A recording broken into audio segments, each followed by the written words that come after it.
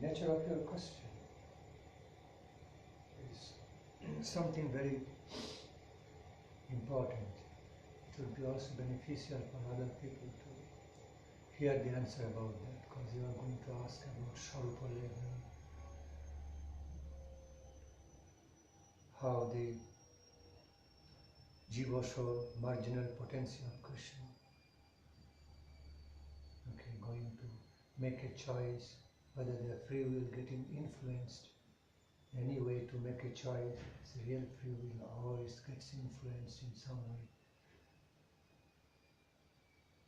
Okay, they don't really choose everything completely, totally independent of any other influence, but free will can also be influenced. How much they choose, how much they choose, they make a choice under influence, particular. So these are some very beneficial questions, subtle philosophical questions, and it would be also beneficial for other devotees to hear the answer.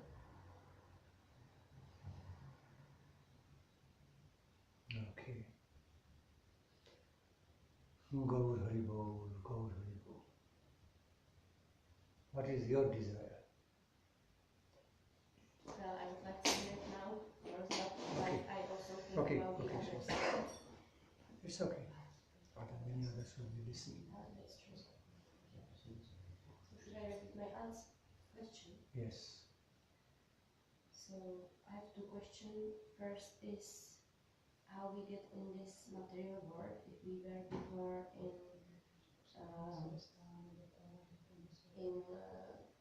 the impersonal Brahman, and then we came here, or if we were before in spiritual world, and then because of our selfishness we come here. This is question number one.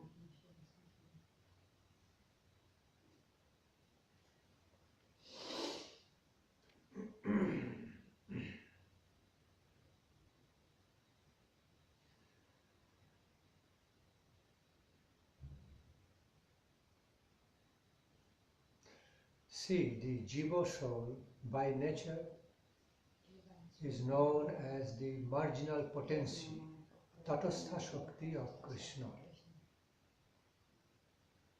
Okay. There are three kinds of Krishna's potencies, called as antaranga shakti, other bahiranga, and in between them tatastha. Internal potency, external potency.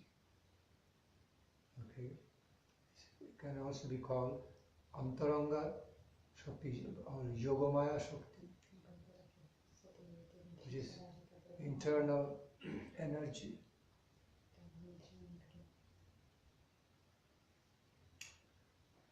On the other hand, bahiranga shakti or maya shakti, known as external potency. And in between, tatastha shakti or jiva shakti, known as marginal potency.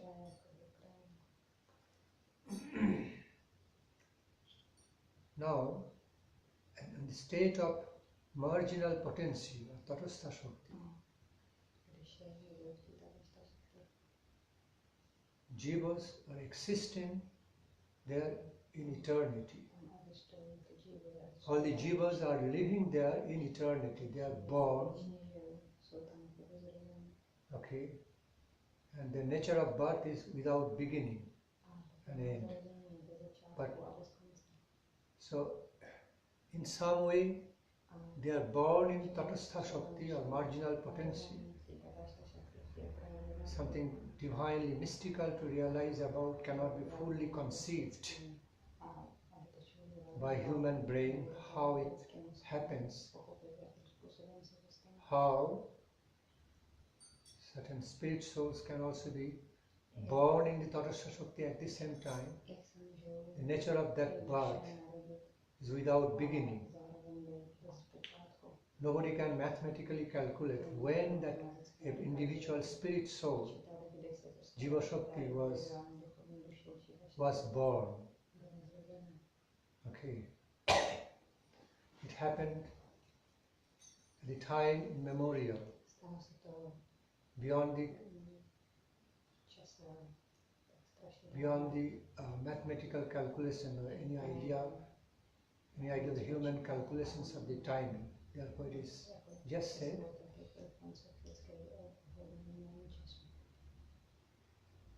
history is without beginning. Okay. Nobody knows, nobody can really conceive when the spirit souls or individual spirit soul can be born.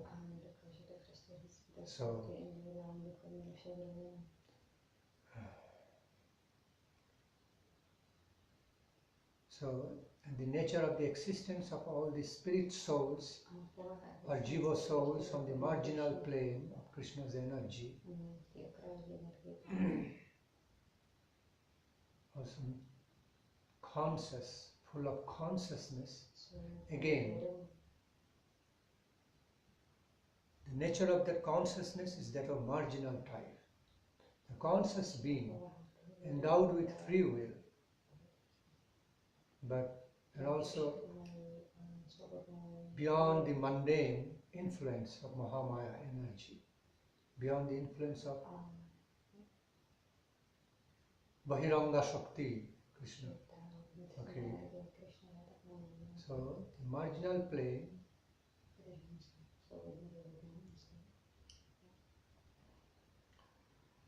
the nature of the marginal plane of Krishna's energy is existing, designed in such a way by Krishna's sweet will that it is neither influenced by internal energy nor Bahiranga energy or external energy, Maya Shakti. At the same time,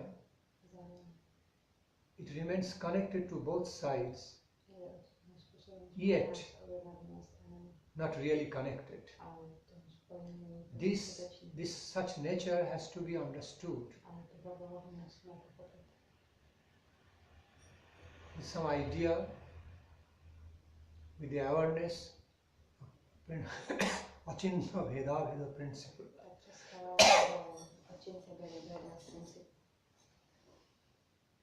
Principle of Achinta Bheda Bheda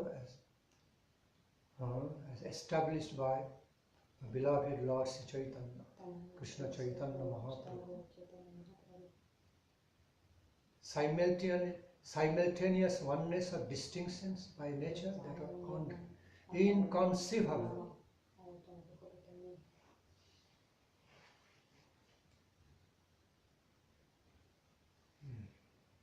I repeat. So, again, the nature of the Krishna's energy in the marginal form, the marginal plane between two kinds of Shakti, Antaranga, Bahiranga, Yogamaya, Mahamaya Shakti.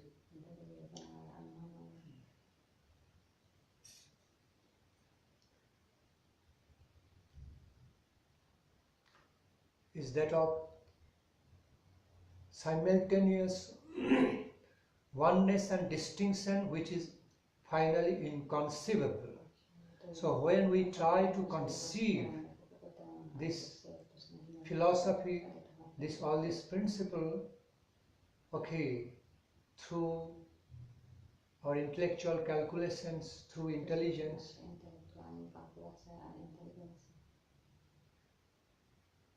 that's not proper. That's not really appropriate. Then there will be no meaning for Krishna Chaitanya Mahaprabhu to refer to that reality as inconceivable. Yet, Siddhanta, yet because of the need for the explanation of the Siddhanta, and devotees, for the devotees having some idea about that Siddhanta, some explanation required. Just to have some idea. never that I'll fully understand through some intellectual human calculations what is exactly it is. This way, that way, or this one, or if it works this way, then it doesn't make sense. If it is explained the other way. No, all these are under human calculations, calculative knowledge, intellectual calculation, and the very realistic nature of all Krishna's energy here. Okay, in this case now, in regard to the marginal energy, tatastha shakti, okay, is inconceivable, never completely understandable. Okay. But still it's a reality. So why I am explaining this repeatedly? To explain this reality, something inconceivable, we should not try to conceive completely. Questions will always remain. Let them remain.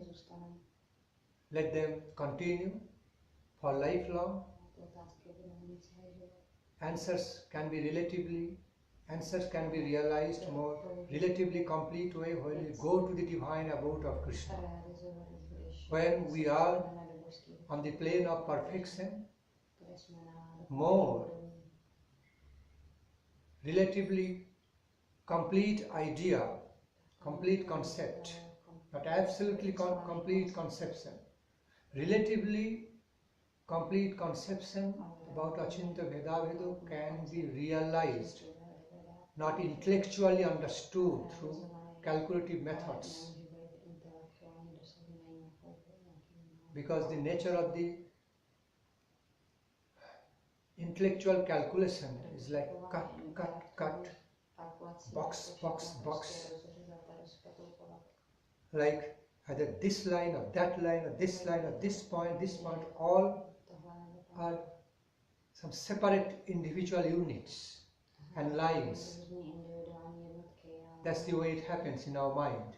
And we try to grasp something, understand about some nature of the absolute reality, which is realized to be a whole,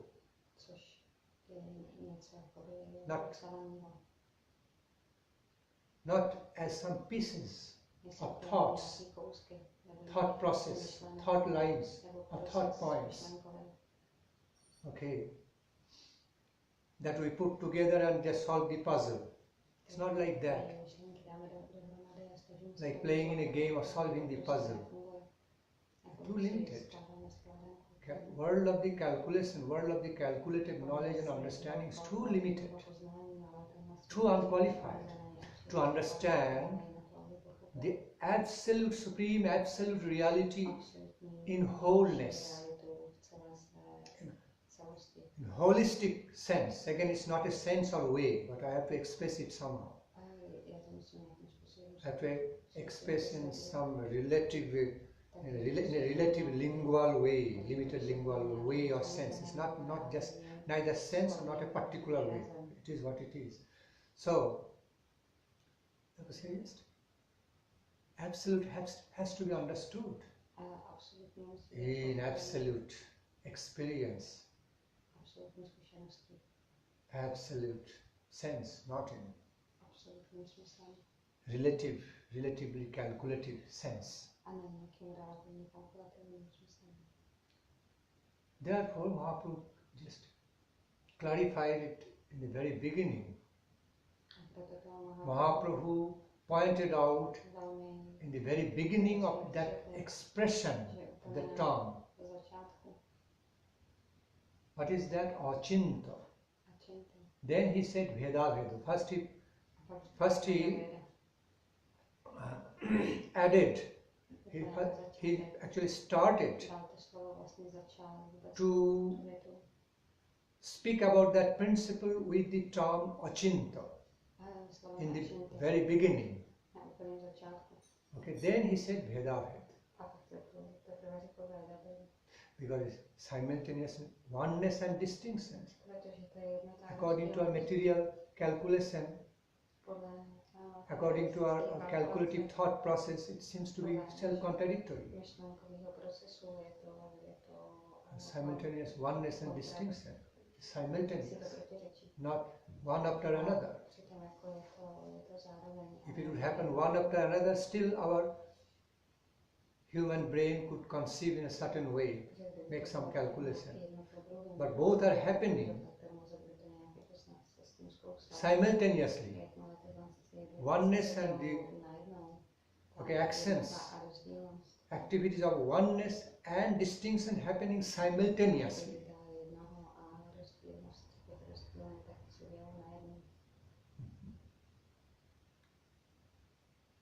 Very highly mystical.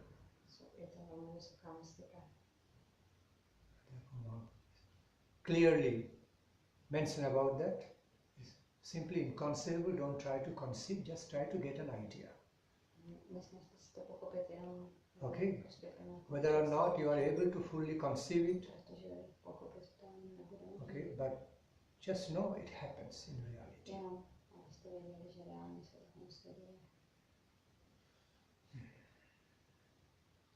So,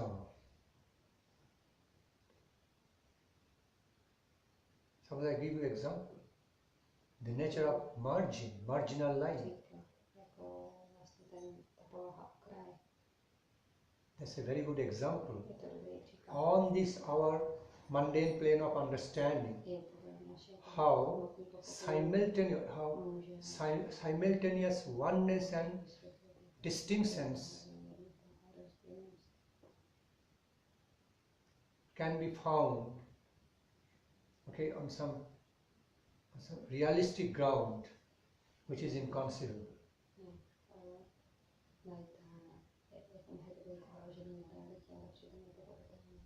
How is that?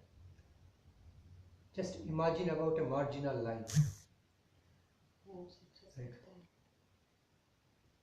ocean water and the shore. So when the river water or the river shore, river bank, so exactly the line, marginal line where the river water and the bank meet together.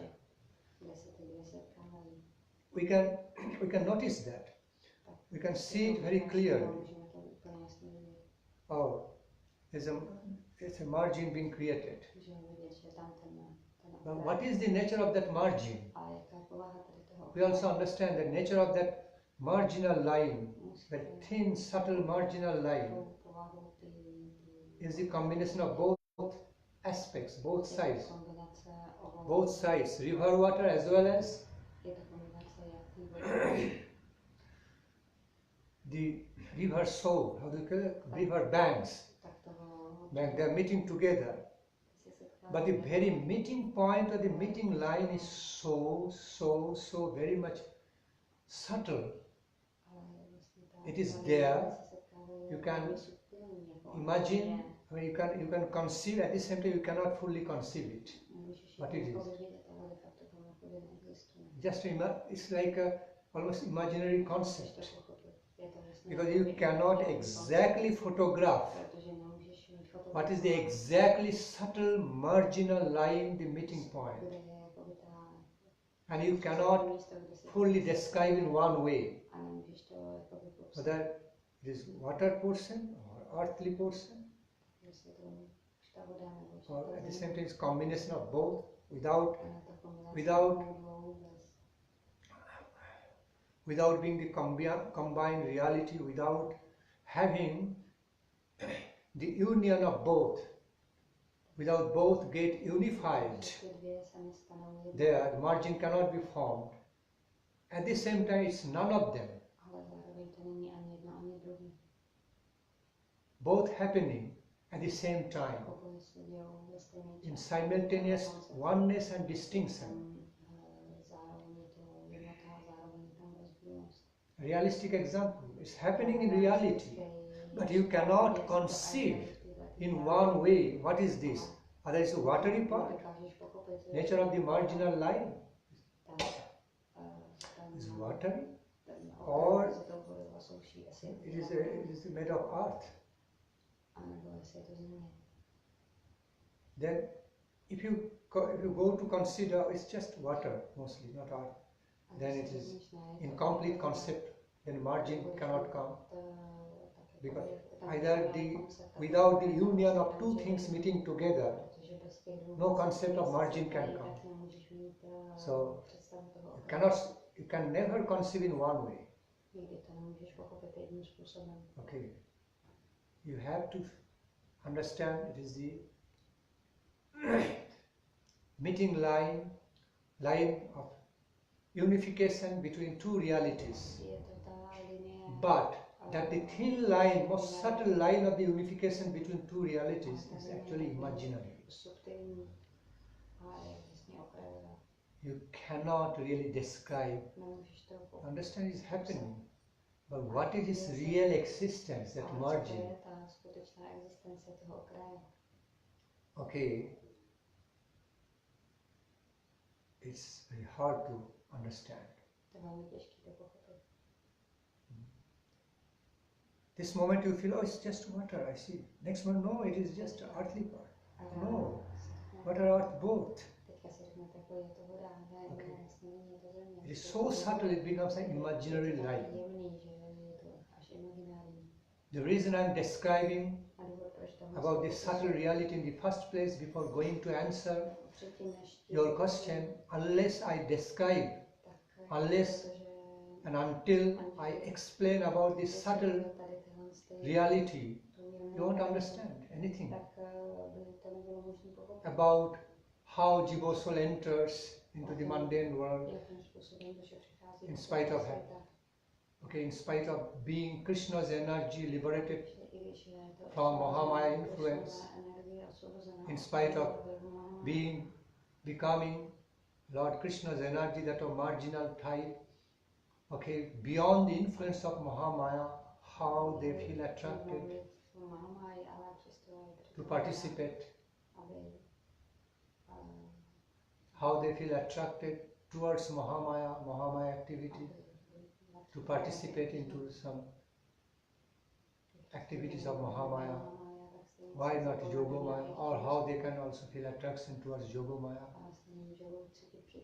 Whether their feelings of attracted, whether their feelings of attraction, free attractions, attractions caused by their own free choice, free will, being influenced by any size, or it is free from influence, all these questions will be involved. And the answer should be both ways. The answer, my answer to your question, not only your question, it's a question of many, many devotees all over the world, okay, is going to be the combination of both principles, like the nature of marginal potency, as I just explained.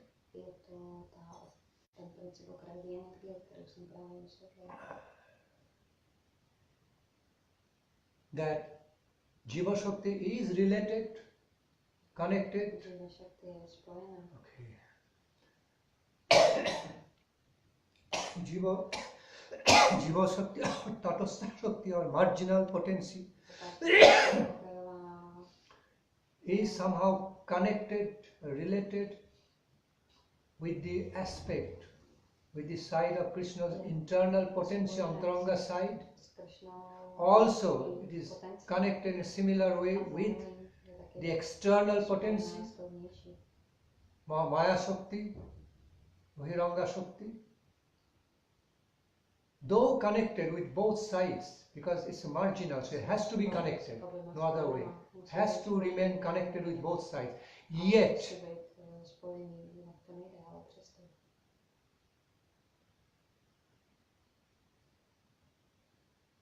a spirit, jiva soul by nature is a separate entity, as marginal potency, like a margin.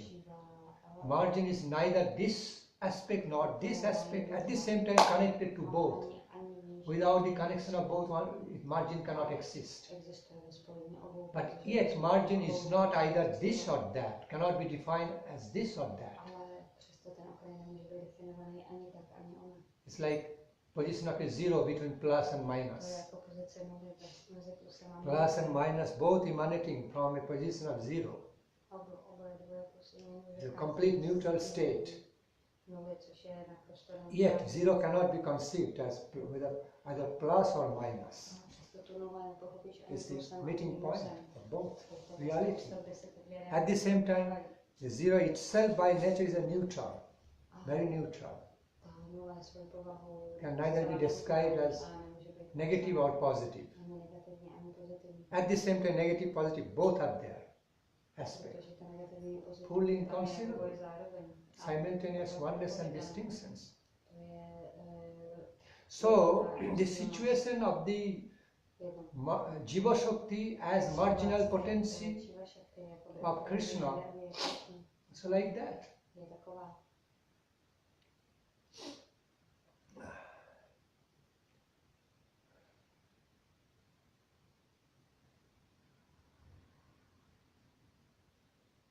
Before coming into the mundane world,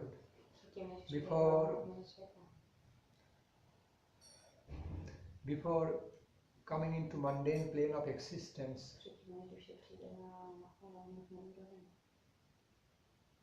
or before going to Lord Krishna's abode from the marginal plane, Jiva Shakti naturally exists endowed with full free will, functioning of the free will.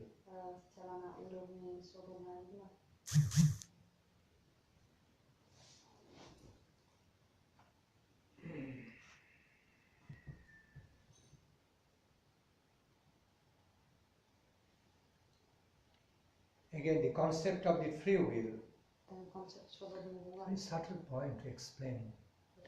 Concept of the free will of the Jiva soul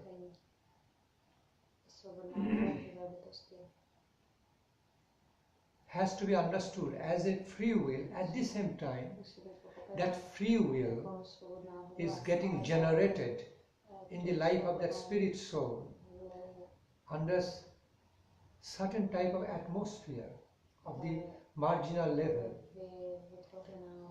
The situation is created, some influence, you find some influence in that atmosphere from the side of Yogamaya, Antaranga Shakti of Krishna, as well as Maya Shakti of Krishna. Because of the marginal nature, both influence found. Now, according to some very, very intrinsic, constitutional nature, very, very dormant state, it cannot be fully grasped.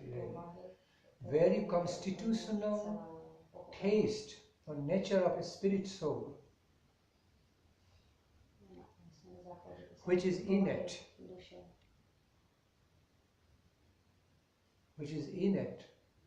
prefixed to a certain extent. So, the nature of the free will also gets influenced. So, nature of the free choice, nature of the functioning of the free choice gets somewhat influenced by its very intrinsic constitutional nature, already prefixed, but not to the full extent. Also, the free will can also be somewhat influenced. It's living. Free will is active in between the influential lines, influence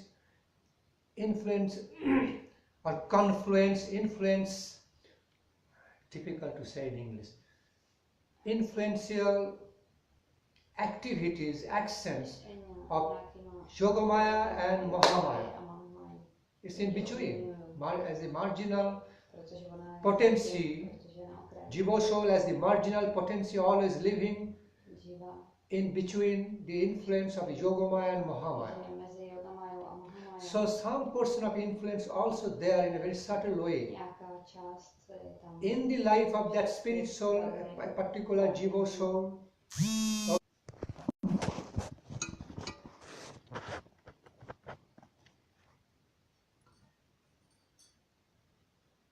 Now, it is practically impossible to be understood.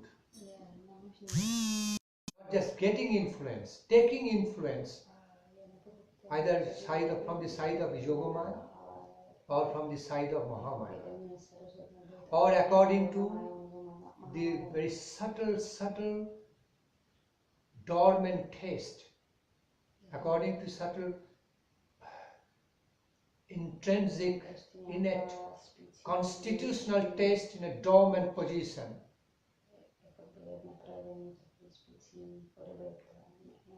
So, thus it's mystically happening, and that free will of jiva soul either getting influence in some way, or it is making a choice on its own, free choice. Both happening at the same time, both function happening at the same time, like the nature of the marginal potency, marginal life, marginal activity, marginal reality, cannot be conceived either this way or that way. And it's very mystical, inconceivable how it's happening, but still it's happening. And somehow, through that happening, jiva soul is coming from like kind of Paranga Brahma level of the Brahman realization. Okay. Marginal state of experience is like that, somewhat like a kind of impersonal Brahman realization, but it's not totally impersonal again. Achinta Vedaved nature. It's not totally impersonal, not totally personal. Although that plane is understood in mostly composed of the energy, subtle energy, divine consciousness, very subtle energy of Krishna, plane of Brahman realization. At the same time, within that, there could be some energy units, subtle energy units. They can have some individual, personal aspects also. Each and every energy atoms, each and every atoms of the energy form can also have some individual, a personal character. So it's the mixture of personal and impersonal concept, or even on the plane of the Brahman. It's so very, very subtle beyond our concept. How it's happening. Sometimes may appear to be self-contradictory. How it can be personal, impersonal, how it can be that of personal, impersonal nature at the same time, simultaneously. But still it's a reality. It doesn't depend, the realistic happening doesn't simply depend on whether we understand it fully, holistically or not. There are many realities in the universe we don't understand, we cannot understand. But it's happening in its own way, without depending on whether we understand or not.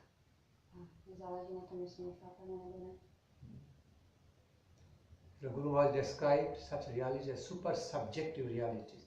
Realities of greatly mystical, super subjective nature. Not kind of object in our hand, object, some subject or object of the faculty of intellectual analysis or understanding, that will understand it. So that's how a jiva soul participates. Either it goes towards Yogamaya, then it gets liberated. Okay. Directly it enters into the divine abode, Krishna Loka, being attracted towards the Yogamaya side, Antaranga Shakti. Okay, fortunately being influenced by his own his or her constitutional nature and influence of Yogamaya taste, and by gracious chance gets attracted to Yogamaya side and takes part in the service of Krishna. And the same or similar types of jiva souls, some other jiva souls also become attracted to the side of Mahamaya, external potency, and participates into its activities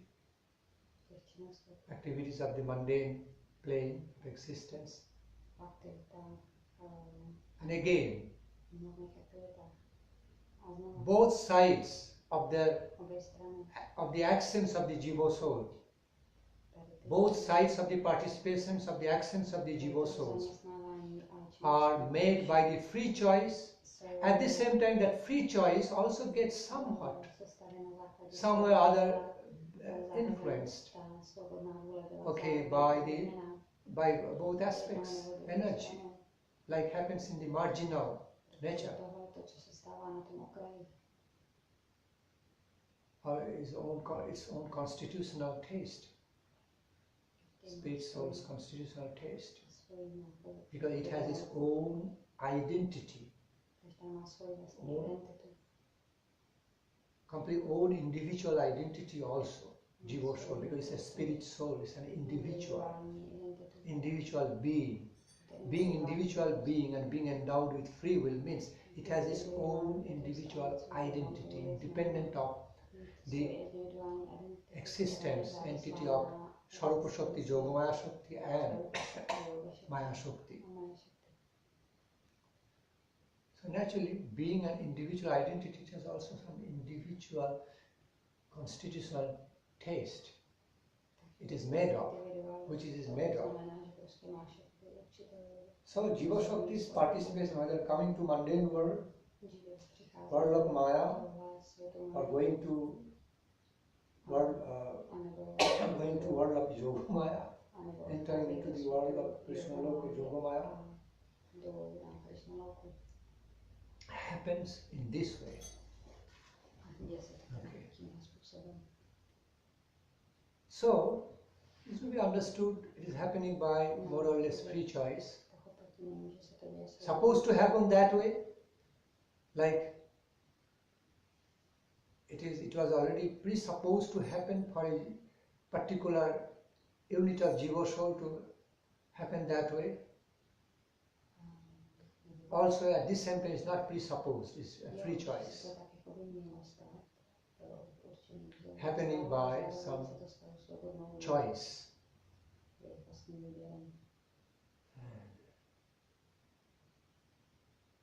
And so the next question will arise, then why jiva soul will have to take the results of action and reaction, because while it should be responsible, while it should be fully responsible to suffer from karmic activities, taking actions and reactions of the karma, since its free will is not totally free by nature. It is free will, at the same time it is born and getting born and brought up in the lap of two influences from two sides.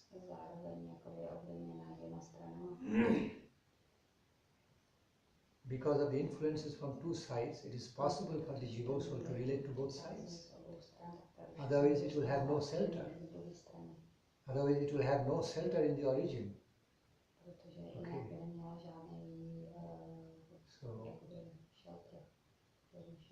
So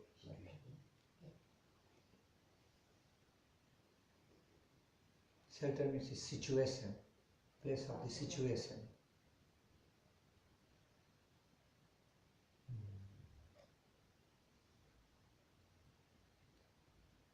So that's how jiva soul can be attracted towards Yogamaya side, Antaranga Shakti, and just merge, enter in that world, enter in the divine world, can also be attracted to Mahamaya side by making a free choice, relatively free choice.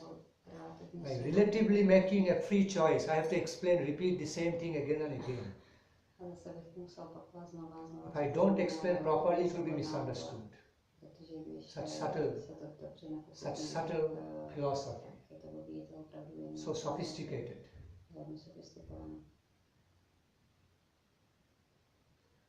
And as soon as participating in some activities,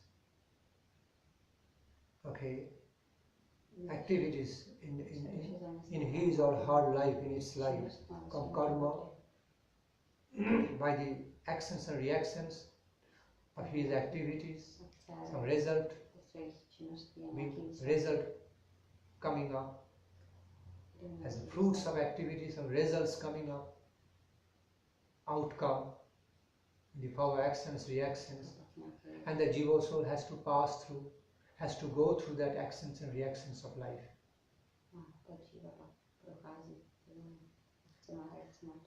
Has to enjoy or suffer the fruits of his or her activities. Karma is in other words called karma.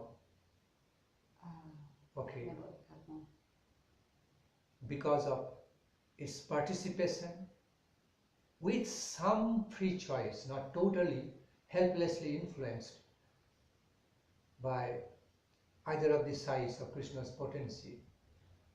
Some functions of some free choice is existent. Therefore, it has to go through, jiva soul has to go through some sort of experiences, whether suffering or enjoyment, of the karmic outcome. Karmic fruits or results. Now the next question can arise. If it is so, why a jiva soul should be suffering and suffering? Because it's not completely responsible. Its free will is not completely responsible to make a free choice, because some person in some way mystically can also be influenced by either of the sides of Krishna's potency. And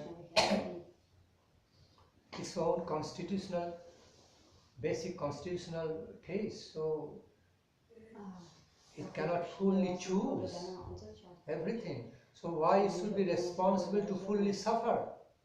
Why it should be responsible to take all this suffering or enjoyment? Why the functions of other influences in the life of the jiva soul in some way over its free will, free choice, not taking up the responsibility? Why jiva soul, that particular unit of the jiva soul, has to take the actions and reactions while it is not totally responsible? That's the next question. The answer to that, as explained by the Guru Varga, is this, very subtle. Then look, a jiva soul, while a jiva soul has started going through the experience of suffering, at some point, sufferings also end. Whether the functions of its enjoying or suffering from the fruits of karma, enjoying or suffering of the fruits of karma, outcome of the karma happening.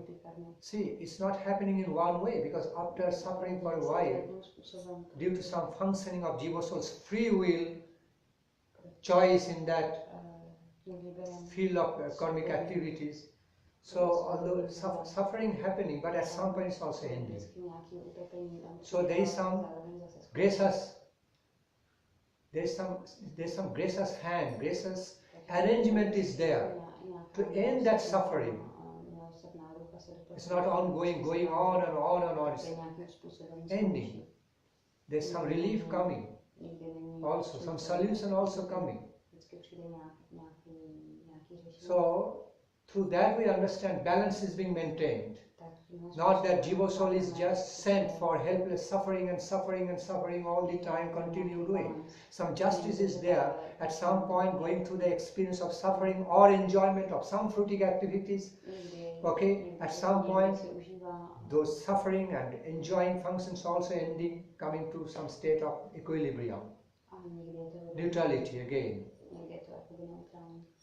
So, some balance is kept even in the law of karma, that the functioning of enjoyment or suffering all the time ongoing in eternity is not like that. It's changing, stopping somewhere. Starting, going for a while, after some experience, after certain amount of experience, again it's stopping and changing into another.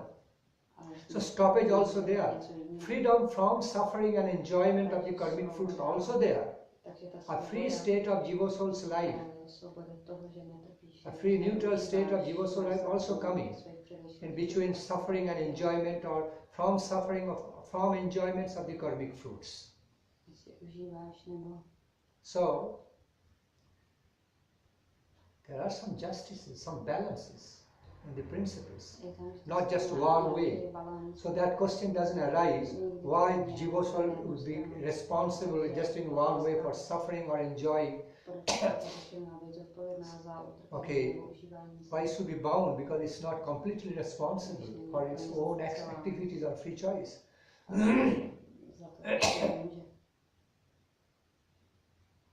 For example, like a baby, crawling baby. A baby has got free choice. At the same time, it doesn't have free choice. A baby can, while a baby start playing, learning, crawling on the ground, the individual unit. It can crawl this way or that way. It can grab this or that. Okay. It can make a choice in a playful way. But still, it's not a total free choice, because the baby's attention and ways of the choice, free will also gets influenced by the environment. As it looks at around the environment, this picture, that picture, okay, other things looking around. So somewhat influenced by the environment. If those environment was not there before the baby, so there was no question of going towards this way or that way, making any choice, because there is no object of the choice. There is no objects or subjects of the choice before the baby.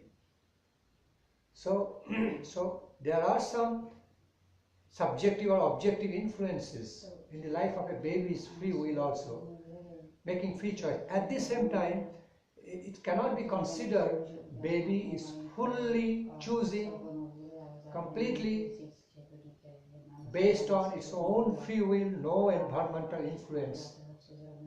No environmental influence on its free will or free choice. Cannot be said. It's a mixture of both. You cannot deny the existence of a baby's way of the free choice, some functions of the free will. Also cannot deny the existence of the environmental influence on that free choice. That's why something is attracted this way or that way, this way. Mixture, again marginal type. Not only it's found in case of the babies, even in case of the free will, of the nature of free will, of a jiva soul in the grown-up state, like adult human beings. Similar. Truth applies in a similar way. Principle applies similar way. Because even the adult people cannot make full independent choice.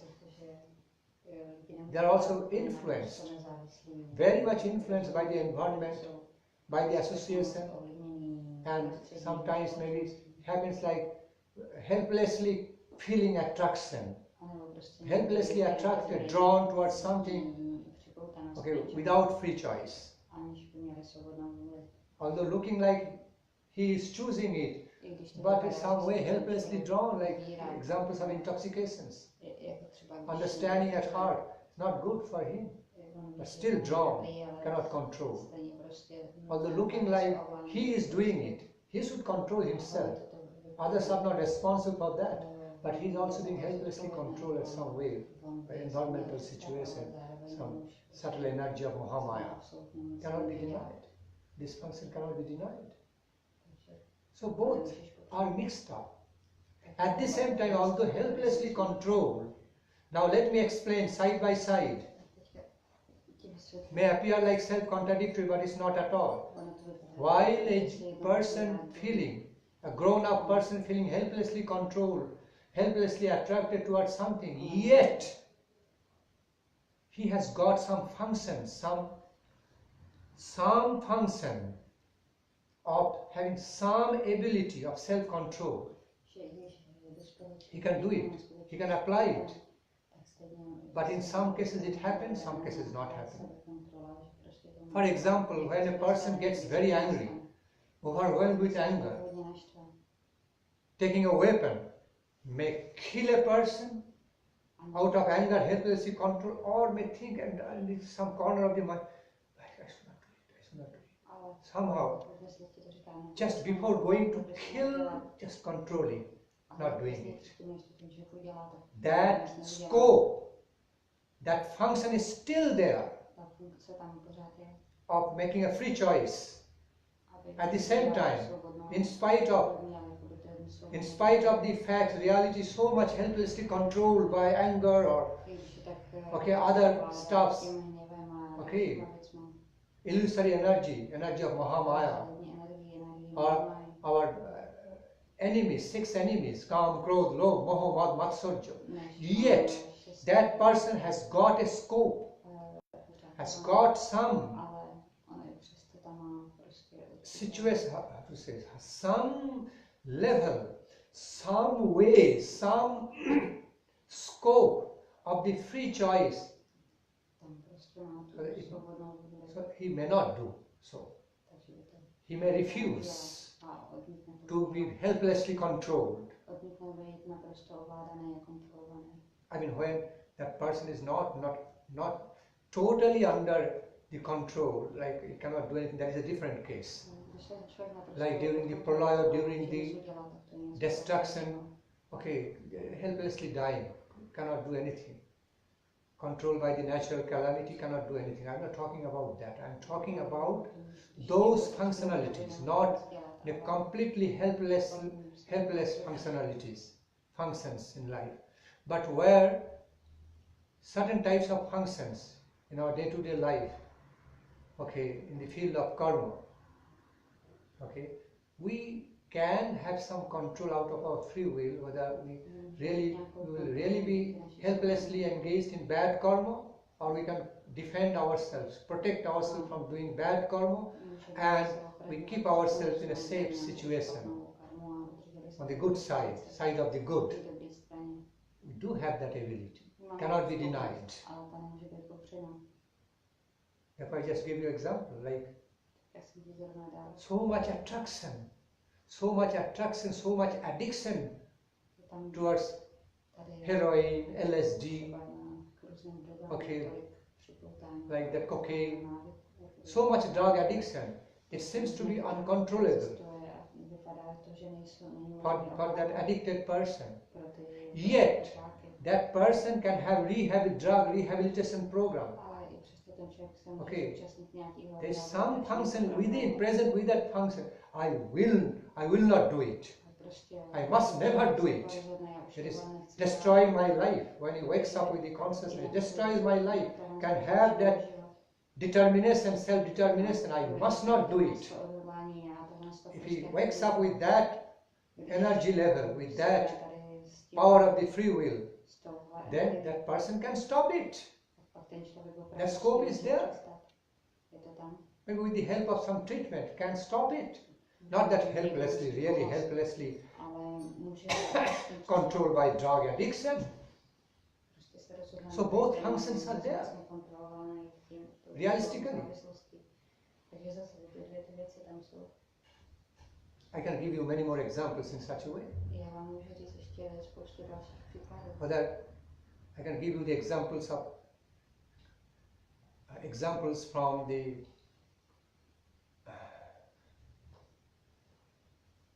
language. I can give you the examples such as, lust, anger, greed, enviousness, all the sararipu, kam, krodha. Kam means lust, krodh, anger, love, greed, moho, delusions, mother, false pride, false ego, false illusory, deluding ego, intoxicating ego, mother, matsarja, very dirty thing, dirty stuff, okay, dirty enviousness, jealousy. Okay. So sometimes we find that people are helplessly controlled by all this. They do many things bad. Okay, just being influenced by these 6 ripus, they cannot do anything. But at the same time, it cannot be decided they cannot really do anything. But they really want to do good to themselves. Okay, with their some good power of the free will, they can defend themselves. They have got that ability given by the Lord. There comes the actions of the free will. See? The same thing I am describing for so long, again and again in different ways. It is such a subtle reality, I have to repeatedly describe the same thing. For clarification, how it happens. So that no more question comes up, again, around the same reality. So therefore, jiva souls also have to go through some karmic activities. Jiva souls also have to take some of the karmic activities, go through the experience, cannot be totally freed from that because of some functionality, because of some scope and functions of free will still there amidst so much good or bad influences.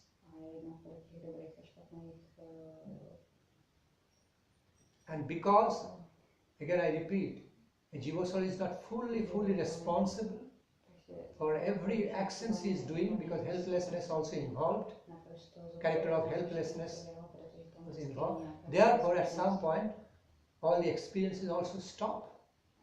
It's not ongoing. It ends. Jiva soul is freed.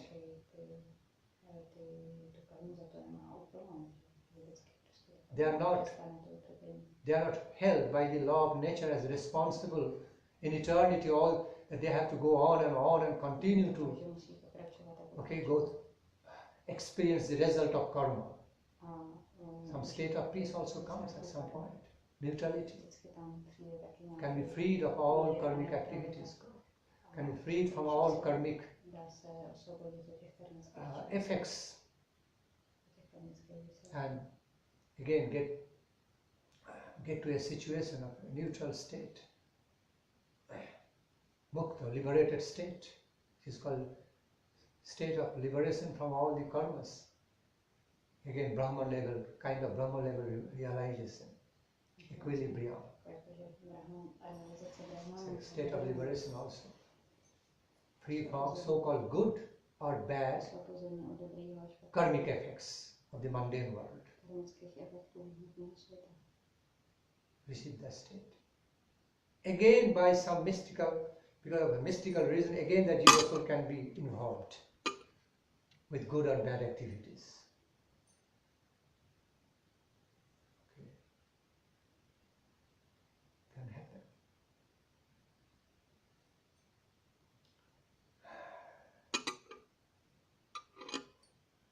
So that's how it happens.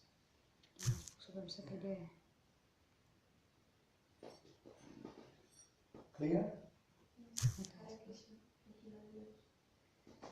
And another question arises with this. I can ask Later on. The nature of the answer to these questions is a whole world. Whole world. I have to speak so much to explain, analyze, otherwise it won't be clear. I will just go on speaking and speaking and speaking, all will remain confused. unless I repeatedly explain. Therefore I give the examples, even from the mundane state, so that you can get some idea. If I just simply keep on explaining only in pure spiritual way without examples, still it will be a vague idea how it can be reality. As I give some examples from the mundane plane, what you can perceive, then you understand, yes, these are realities happening, but although looking to be apparently looking to be self-contradictory, but still happening, reality. So it's in a similar way it can also happen in the spiritual world, in case of law of karma, subtle principles.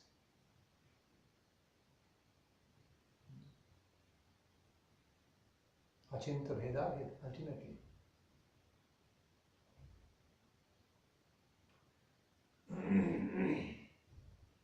Very subtle. When I look at your eyes, suppose when you want to relate to a person, in other words, when you want to relate to the personality, very personality of a person, you just want to look at that person. You're looking at that person. Looking at which part of the body? If you look at hands or legs or chest or shoulder or even face, you may not feel that personality. You have to look at the eyes. Mostly we look into in order to make expression communication, we look at the face and eyes specifically to feel into the being of that personality. At some point, you may feel, I'm just looking at the eyes. Am I feeling the personality? You are feeling at the same time, you are not completely feeling the whole personality, you are just looking at the eyes. You are having some imagination of the feelings about one's own personality. Some sort of just feelings of personality. It gets mixed with some personal, impersonal ways of that feelings while you want to feel into one's personality. You are looking at a person, looking at the face and eyes, thinking, okay, he is this, she is this, Maharaj looks like this. And you want to go deeper, you want to have a deeper feelings about that personality. Then you are looking at the eyes, you are trying to have a feel of a particular personality by communications, by words, by speaking, by looking at, by accents, getting a feelings of a personality. It is a personal feelings. Without having a personal feeling, you cannot have a conception of a personality. If everything remains impersonal, isn't it? If all remains completely impersonal, how can you have a true concept of a personality? It's a personality. You have to have personal concept. At the same time, the way you have the concept of a personality also impersonal by nature, isn't it? So impersonal and personal, both ways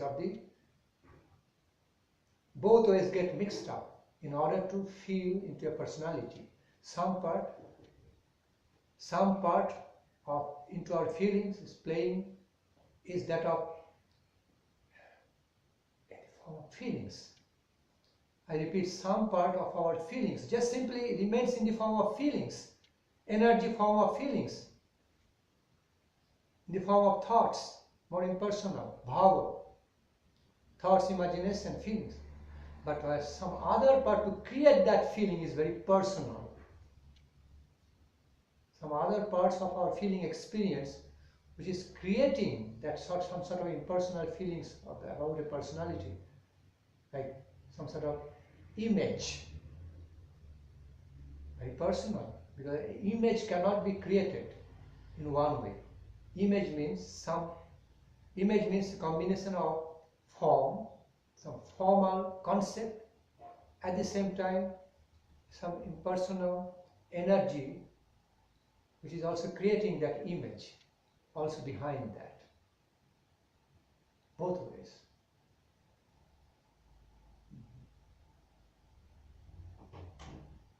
A color, what you are creating an image. Suppose you are making a drawing. What is it? When you made a drawing, it is a personal concept, because you can see it has a form, but through which you are creating that drawing, by which you are creating that drawing, the color. Okay, the color has both sides, personal, impersonal. It's a color, energy form. But it, just as a color is more impersonal type, but when you put the color in a certain designed way, it becomes personal form. And the way a particular color looks, as we differentiate between white, black, green, blue, red, yellow, then because of the personal concept we can differentiate. Yes? But, okay, if it so happens, all the colors get mystically mixed up with each other. You cannot say this way, this color is red or green or blue or black or white. You cannot define. It is what it is. It's another way. So anyway, so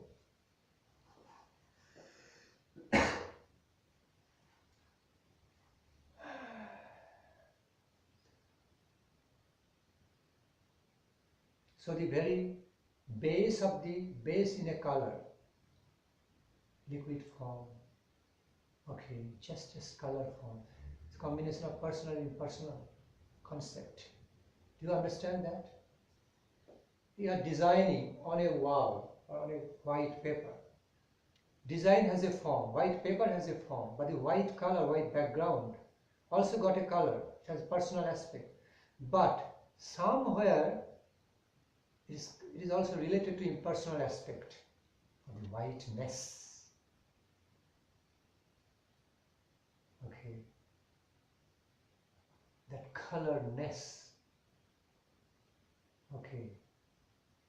Just a total white background. Okay. Some functions is there. Okay, better example. Let me find a better example than this. Like space, sky, time. Time, space have got personal concept as well as impersonal concepts. Because you can calculate timing. When you calculate in your mind some timing, okay, you can feel through timing. Within such time frame, such and such thing happens. So you can feel into the timing. Oh, time is passing by. You become so worried about.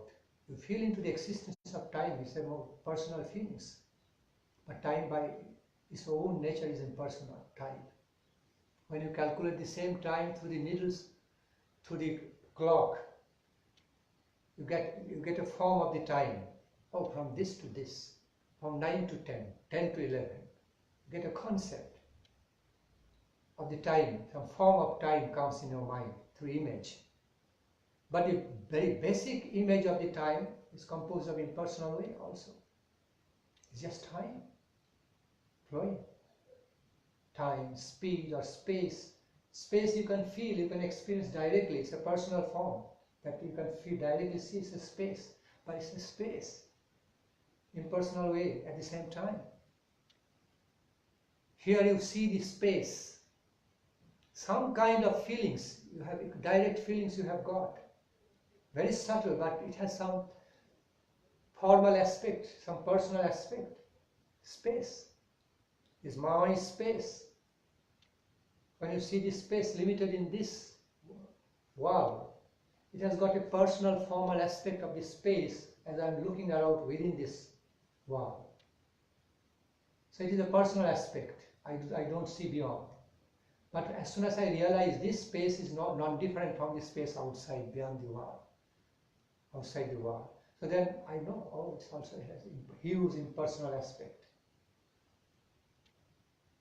So our experience, we cannot experience anything if it is not the combination of personal and impersonal ways. If something is totally impersonal, we cannot experience. It won't be registered. Because it's totally impersonal. Because in order to experience anything, think of anything, we need the help of images or colors or some sort of feelings, forms, whether subtle or gross form. Subtle or gross way, but some formal function is there. to experience, because each experience has got certain scope, certain universe, certain environment. So it has got certain form, certain limits. We cannot experience everything all together about life, universe, God, everything, can we? Can we experience everything all together, sleeping, eating, drinking, feeling, running, peace, okay, sorrow, happiness and happiness and suffering, all together, do we experience it? Not like that. Okay, speaking, non-speaking, focusing, non-focusing, okay, doing, not doing at the same time. No, we have to experience things at a time, one aspect, maybe mixed aspects. The nature of the aspects of our activity can be mixed, but one at a time, or mixed, some of the mixed aspects unified together, although mixed but one. It's a one single unit you can experience. That's the way we do it. But we cannot experience each and everything of the world, the universe, in our life at the same time. Impossible. It becomes jumbled up, it's a jumbling experience. Even so many jumbling experiences can also be experienced, cannot be experienced at the same time. So why am I saying all this? Why am I explaining this? That there's always, in the world of our experience, there's always some specific range and formal range of personal concept, which is that of personal nature. And also, it has got, it can manifest in the lap of impersonal scope. So, everywhere impersonal and personal ways of the experience are interrelated, inseparably interrelated. We cannot separate. That's how everything manifests in our life. Our body, the way our body is active, it has personal aspect, impersonal aspect of actions.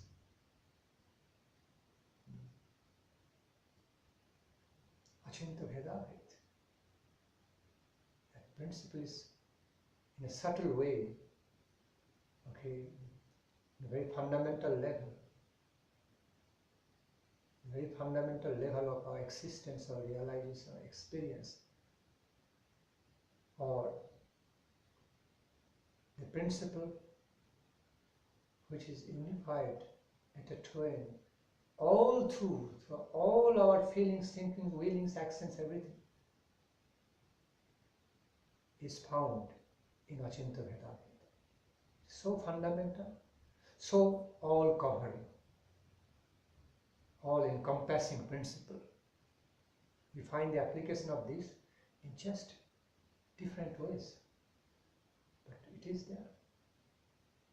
Because ultimately, whole creation being run, whole universe, universal creation, universal existence,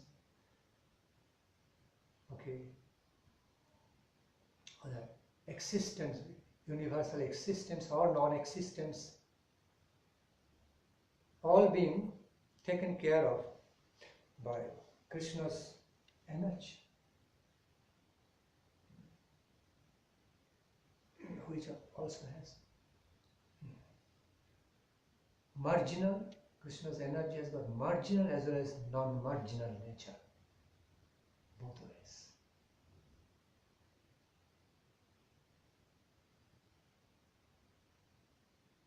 Marginal is like more impersonal type, completely impersonal type, and non-marginal is completely personal type.